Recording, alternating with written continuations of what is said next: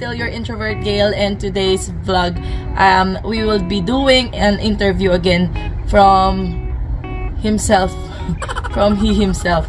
Ayan, tapos maybe this vlog na rin yung mga questions sa dati naming vlogs, ma-answer namin. So, kung as cellphone mo sa'yo.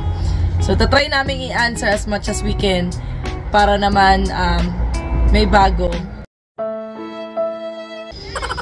Ayan. So, ang una nating tanong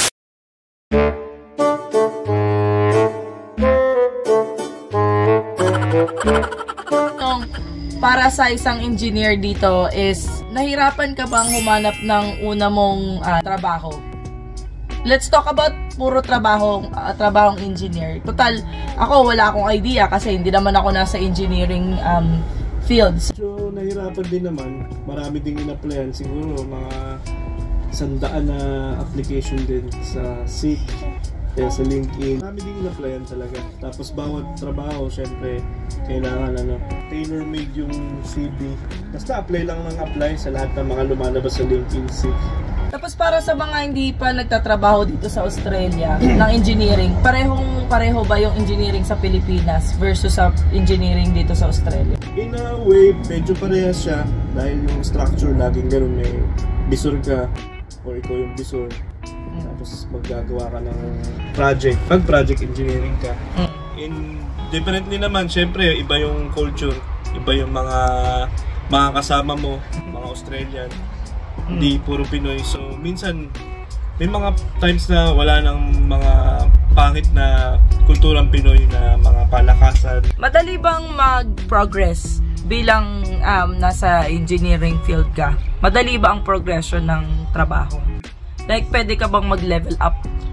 Hindi ko masasabi na mailalahat ko siya, pero sa railway engineering, medyo mabagal ng progress.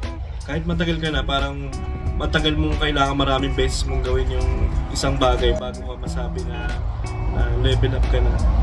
Complexity ng design, kailangan 4 na beses mo munang gawin bago masabi na nag-level up ka na. Marami ba kayong parang kailangan pang pagdaan ng mga certification or signaling engineering?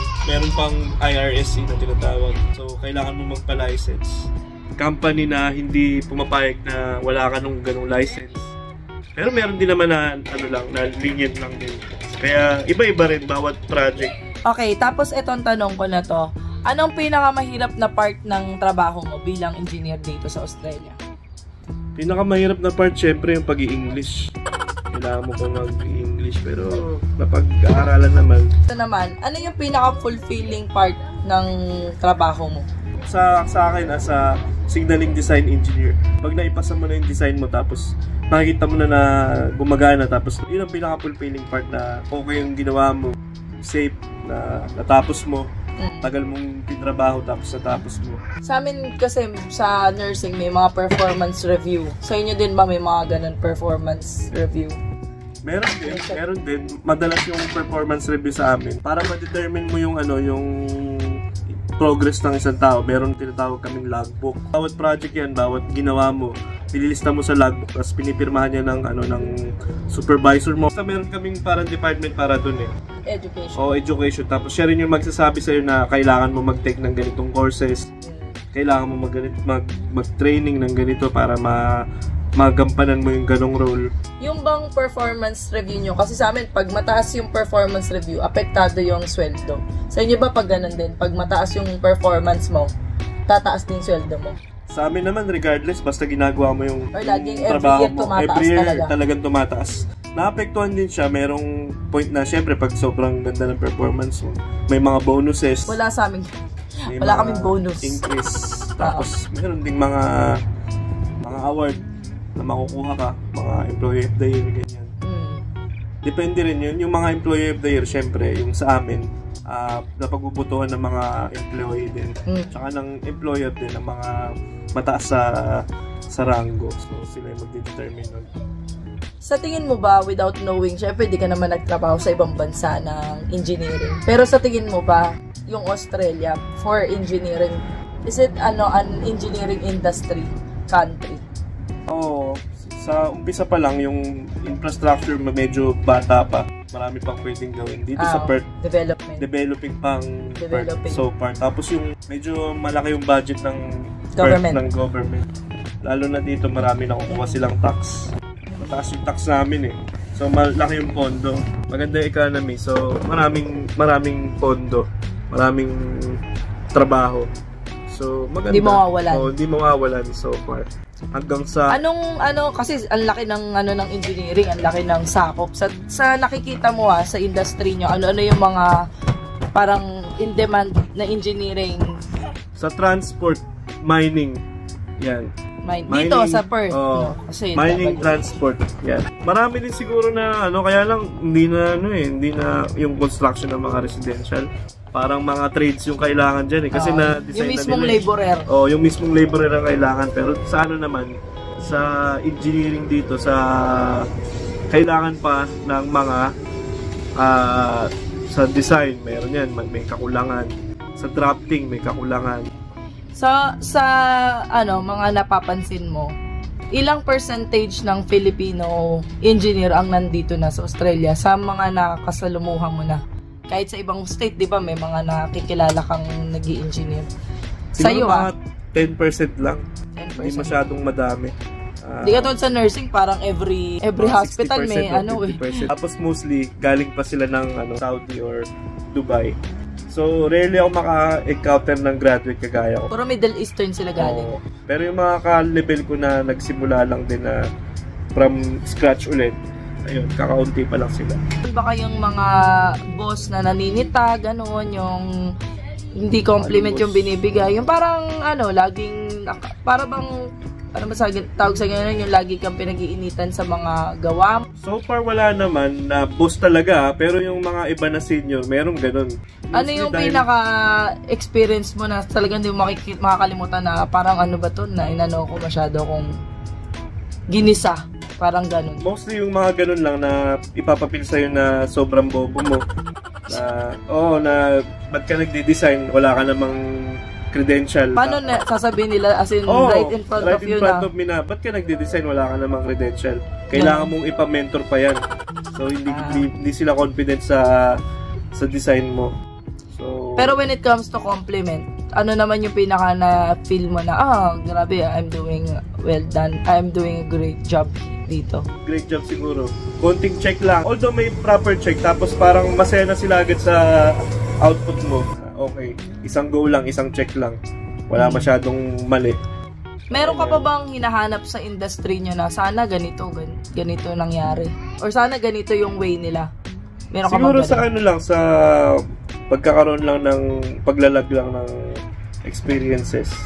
Minsan kasi nagawa mo na to eh. Tapos kakailanganin pang check mo. Dapat merong taga-record eh. Dapat may isang trabaho na ganun lang. Ito, naalala ko pala, meron ako na dun sa isang reels na, ewan ko, parang siya eh, naging tawag sa ganun, naging issue siya, viral. Kung meron ka daw bang 10 million na ibibigay sa'yo, uuwi ka ng Pilipinas, tatanggawin mo ba? Pwede ba bumalik? Hindi. Uwi ka na ng Pilipinas, bibigyan ka 10 million. 10 million? Doon ka magtatrabaho na, syempre, o kaya, ewan ko anong gagawin mo sa 10 million, uwi ka ba ng Pilipinas? Hindi ko kasi alam magkano yung 10 million eh. 10 million divided by... Ano kino-compute mo sa 36. 277,000 dollars ang 10 million. Kaya naman 200 lang pala yun? Kasi kumbaga, hindi ang point lang namin kasi syempre, kung halimbawa sa isang bahay dito, para makabili ka ng bahay, you have to have parang 200, from 200 to ganito. Although utang syempre. Pero kumbaga yung value ng 10 million is ganun kasi isang bahay na parang mas pinakamura pa, 'di ba? So parang kumbaga doon mo siya lang yun dito. Oo, so, parang doon mo siya maiko-compare eh. So parang kaya siguro naging viral din. Pero ewan ko, ako din siguro kung 200,000 nga ang kapalit nun. Pero hindi kasi sa Pilipinas yung 10 million, maraming mangyayari. Pero marami may bahay ka na doon, meron ka ng lahat, tsaka pwede ka na mag-business. Gaya ng andun yung mga krimen, yung mga natural disaster. Although may krimen naman dito. Pero mas malupit doon. Natural disaster, lindol, sa Ring of Fire. May mga bulkan, may mga bagyo. Daming bagyo kaya. Kaya kami dito, ganyan. Kaya lang, yun nga lang, minsan talaga mai-experience mo na parang malungkot dahil wala masyadong kapitbahay. Ayan. Nag-aano lang kami wala masyadong parang ano. Depende sa ano mo, sa lifestyle mo. Kung nung nasa Pilipinas ka, mahilig ka makapagkapitbahay, malulungkot ka. Eh dito, kung di ka naman mahilig sa kapitbahay, di okay lang. Diba? Load ka na lang ng TV, load ka na lang ng... Okay lang yun. Para ba, ito pala, yung scheduling ng engineering, yung pasok, ano, maluwag ba sila or mahigpit sila pagdating sa, dapat in time, ganito, 8 o'clock to 5 o'clock, gano'n? May ano din, may mga time din naman, pero hindi naman sila sobrang stricto na kagaya na pag na-late ka ng 2 minutes, katapusan mo na. Ba't sa Pilipinas ba gano'n? Oo, sa Pilipinas gano'n eh, malate ka ng 5 minutes, 10 minutes. Na may ka na eh. Tanggal ka na next time. Sobra? Oo. Pupunta ka ng ganun kaaga para wala ka namang gagawin. Dito naman, parang hindi naman. Parang ang mas importante talaga dito yung output mo. Kung marami kang nailalabas at marami kang natatapos na design, marami kang natatapos na trabaho, mas maganda yung... When it comes to OT, marami bang OT ganun? Parang... Dito, thank you lang eh. Normally. Kasi ayaw na nila magpa-OT eh. Alam mo yun, yung lifestyle kasi ng Australia. Parang petics ka na nga lang eh. Ano bang ginagawa mo sa buhay? Which is di ka nire-require mag-OT. Di ka nire-require mag-OT. Uwi ka na sa inyo, parang gano'n. Uwian na. Oo, uwian na.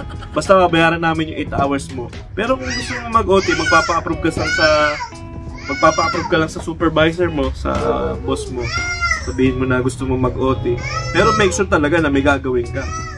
Alam mo yun? Hindi ka guys sa atin, mag-OT ka dahil gusto mo lang. Diba? Parang wala namang gagawin. OT pa. Meron kang process like sa trabaho na idadalhin sa Pilipinas na nakakita mo dito. Ano yun? Parang, pwede yun sana sa Pilipinas. Ganun sana ginagawa nila. Meron ka bang mga ganun thoughts? Sa totoo lang kasi yung naging trabaho sa Pilipinas, mostly hindi ganito ka-technical eh. Akin kasi ngayon design. Yung dati pa kasi parang nandun ako sa technician eh. Technical. More of skills. More of skills din talaga. Ngayon, parang utak-utak. Ngayon, kailangan mo mag-aaral talaga. Although nandun naman na lahat, pero syempre kung gaano mo ka may re-retain na matatandaan kung saan mo nakuha yung mga knowledge na yun para masuportahan yung mga sinasabi mo, yung mga design mo. Yun ang mas mahalaga. Ngayon, kailangan mo ma-memorize yung mga rules, yung mga standards. Ayun. Tsaka yung mga theory.